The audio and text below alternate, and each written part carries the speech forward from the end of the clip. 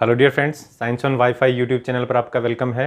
Friends, आज की class में जो राजस्थान पुलिस के लिए जो टारगेट सीरीज है उसका नेक्स्ट पार्ट, उसमें मानव रोग से संबंधित यानी ह्यूमन डिजीज़ से संबंधित 10 इंपॉर्टेंट क्वेश्चन लेकर आया हूं। और इन क्वेश्चंस में वो क्वेश्चन हैं जो एग्जाम्स में आए हुए हैं, और इनको पढ़ने के बाद में इनके एवरी ऑप्शन को डिस्कस करने के बाद में ओवरऑल आपका जो डिजीज का जो चैप्टर है वो कवर हो जाएगा। तो फ्रेंड्स देखिए, पहला प्रश्न है, पहला क्वेश्चन, निम्न में से कौन सी बीमारी फफूंद या कवक के कारण होती है? तो यहाँ पर देखिए, दमा, एथलीट फुट और खाज दे रखा है। तो खाज का मतलब तो आप कह सकते हैं कि जो स्केबीज होता है उसको हम क्या बोलते हैं? खाज बोलते हैं। स्केबीज के थ्रू होता है ये। एथलीट फुट भी होता है ट्राइकोफाइटोन नाम के कवक की वजह से। और दमा एक एस्परजिलोसिस नाम से डिजीज होती है। एस्परजिलस एक कवक है, इसलिए इसकी वजह से इसको एस्परजिलोसिस नाम का कवक डिजीज बोलते हैं। एस्परजिलोसिस नाम की बीमारी बोलते हैं। ये दमा ही है, एक तरीके से दमा का ही प्रकार है। तो यहाँ पर दमा, एथलीट फुट और खाज, ये तीनों ही क्या होते हैं? इसकी वजह से होते हैं। तो यहाँ पर ऑप्शन आएगा उपयुक्त सभी, लेकिन आपको स्पेशली एथलीट फुट का ध्यान रखना है फ्रेंड्स, क्योंकि एथलीट फुट है ये कई बार एग्जाम में आया है कि किसकी वजह से होता है। तो आपको ध्यान रखना है कवक की वजह से होता है। फिर इसके बाद में देखिए, किस कवक के कारण मनुष्यों में गंजेपन का रोग हो जाता है? बाल्डनेस मतलब बाल उड़ जाते हैं। तो टीनिया कैपेटिस नाम का जो होता है उसकी वजह से होता है। यहाँ पर जो एक्केरेस स्केबीज है, इसकी वजह से खाज होती है। टीनिया पेडिस की वजह से आप कह सकते हैं स्किन का डिजीज होता है, लेकिन यहाँ पर टीनिया कैपेटिस है, उसे गंजापन हो जाता है। फिर निम्न में से कौन से कवक से होने वाला संक्रामक रोग है? निम्न में से कौन सा कवक से होने वाला संक्रामक रोग है? तो यहाँ पर दमा, एथलीट फुट दोनों ही है, ठीक है ना। दमा भी है और एथलीट फुट भी है, यानी उपयुक्त दोनों यहाँ पर आप कह सकते हैं, ये दोनों आएंगे। फिर उसके बाद में देखिए, निम्न में से कौन सी बीमारी हेलमिंथ के कारण होती है? हेलमिंथ मतलब जो कृमि होते हैं, तो उसमें देखिए फाइलेरिया जो है ये कृमि की वजह से होती है। अतिसार है वो जनरली प्रोटोजोआ की वजह से होता है। फिर कुत्ते के काटने से होने वाले रेबीज के टीके का आविष्कार किस वैज्ञानिक ने किया? तो यहाँ पर आपको ध्यान रखना है लुईस पाश्चर ने है, वो काफ़ी फेमस क्वेश्चन है, डायरेक्ट आपको ध्यान रखना है। लुईस पाश्चर नाम के जो साइंटिस्ट है, इन्होंने कुत्ते के काटने का जो रेबीज का जो टीका है उसके लिए उसकी खोज की। फिर उसके बाद में नेक्स्ट क्वेश्चन देखिए, निम्न में से किसने सर्वप्रथम ये बताया कि मलेरिया का वाहक मच्छर होता है?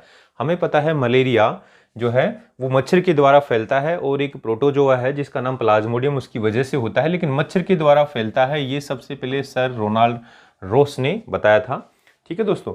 फिर इसके बाद में नेक्स्ट देखिए, टिटनस रोग के कारण मनुष्य का कौन सा अंग प्रभावित होता है? टिटनस के अंदर हम देखते हैं कि शरीर है वो काफ़ी जकड़ जाता है, इसको लॉक जो डिजीज भी बोलते हैं, यानी जबड़े हैं वो हिलते नहीं है, मांसपेशियां टाइट हो जाती हैं। तो कुल मिला के ये तंत्रिका तंत्र के अंडर में रहती हैं, हमारी मांसपेशियां कंट्रोल में। तो जैसे हमारा हाथ हिला है, मांसपेशियों में संकुचन हो रहा है, वो तंत्रिका तंत्र के थ्रू। तो तंत्रिका तंत्र से संबंधित ये रोग है दोस्तों।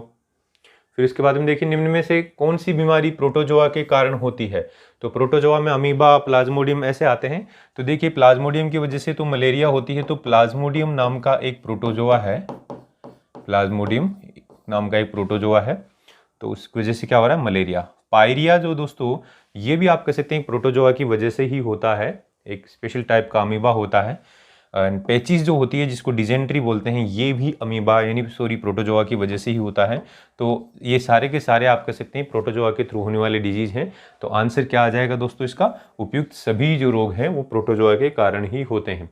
फिर देखिए, ये क्वेश्चन जो है इसमें ऐसे लिखा हुआ है, अतिसार रोग जो घरेलू, यहाँ पर मतलब खालिस्तान है, घरेलू द्वारा प्रसारित होता है, और जिसमें घाव हो जाता है बच्चों में, ठीक है ना, और ये बच्चों में अधिक होता है। तो यहाँ पर बोल रहे हैं कि घरेलू जो अतिसार रोग है, जो डिजेंट्री है, जो डायरिया है, वो घरेलू किसके द्वारा? यहाँ खालिस्तान है, तो यहाँ ऑप्शन में देखिए मक्खी आ रहा है, तो घरेलू मक्खी, भाई घरेलू मच्छर तो होता ही नहीं है ना, तो आप कह सकते हैं घरेलू जो मक्खी है, मक्खियाँ दो टाइप की हैं, तो घरों में जो मिल जाती है उसको घरेलू मक्खी बोलते हैं। तो मक्खी के द्वारा प्रसारित होता है, ये हमें पता है। और अतिसार यानी जो डायरिया है वो आंतों से संबंधित रोग है, तो उसमें क्या हो जाते हैं? आंत में घाव हो जाते हैं। तो दोस्तों यहाँ पर आंसर आएगा, अतिसार रोग है, घरेलू मक्खी के द्वारा प्रसारित होता है, और आंत में इससे क्या हो जाते हैं? घाव हो जाते हैं, और ये बच्चों में सामान्यतः होता है। अब यहाँ पर नेक्स्ट जो रोग है वो है फाइलेरिया। जिसे हाथी पांव रोग भी बोलते हैं, हाथी पांव डिजीज। तो इसके अंदर क्या होता है, तो हमें कहेंगे कि साहब पैरों में सूजन आ जाती है। पहला ही ऑप्शन देख के हमें दिमाग लगाएंगे कि हाथी पांव है तो पैरों में सूजन आ रही है, लेकिन जो वृषण कोष होते हैं नर में, उसमें भी सूजन आती है और शरीर के अन्य भागों में भी सूजन आ जाती है। तो दोस्तों इसका आंसर आ जाएगा उपयुक्त सभी। तो इस तरीके से यहाँ पर 10 इंपॉर्टेंट क्वेश्चन हमने पढ़े।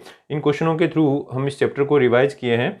तो दोस्तों ऐसे ही आपको क्लास मिलती रहेगी, ऐसे ही एवरी टॉपिक वाइज क्लास मिलती रहेगी और रोजाना ऐसी क्लास मिलती रहेगी। तो आप इस वीडियो को लाइक और शेयर कर दीजिए और मिलते हैं नेक्स्ट क्लास में। Thank you.